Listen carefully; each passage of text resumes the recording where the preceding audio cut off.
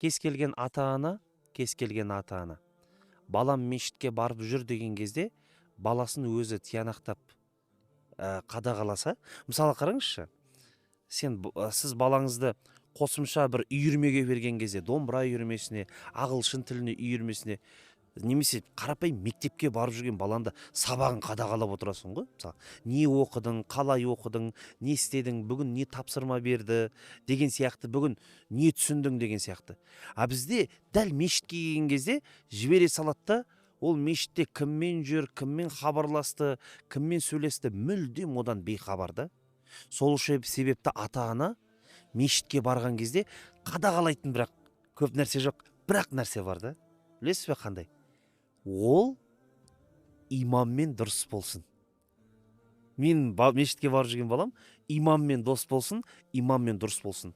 100% айтам, уаллахи, имамнан шәкірті болған, имаммен тікелей байланыста жүріп, имамнан сабақ алып, имамды ғана тыңдаған адам еш қашан адаспайды. 100% айтам, 100%. Бақылау тек қана осыда. Біз тек осыны ғана бақылай алмай жатырмыз да. Біз қадағаламай баламызды Осыны қадағаламаймыз да.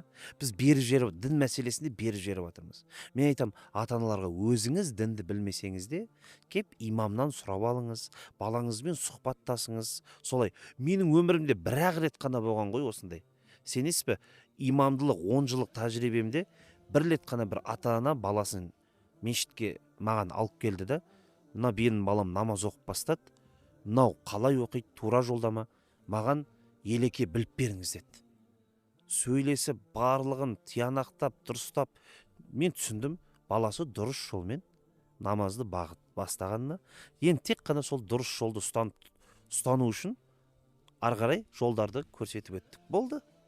Сонымен барлығы жөн-түзу болады. Біздің бақылау керек болған нәрсеміз тек қана осы да.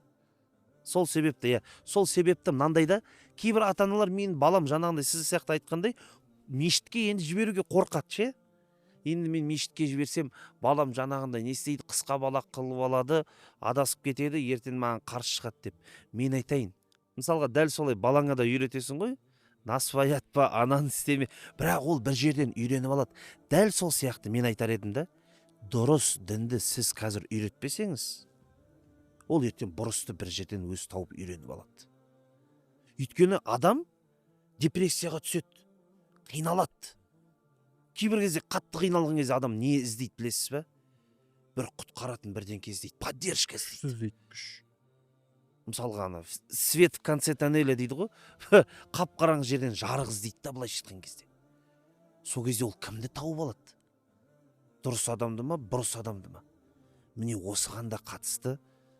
Сол үшін дұрыс нәрсені бірінші үйрету керек та. Енді Абай атамыз айтқан ғой, адамның адам болуы жақсы ата-ана, жақсы ұстаз және жақсы достан да.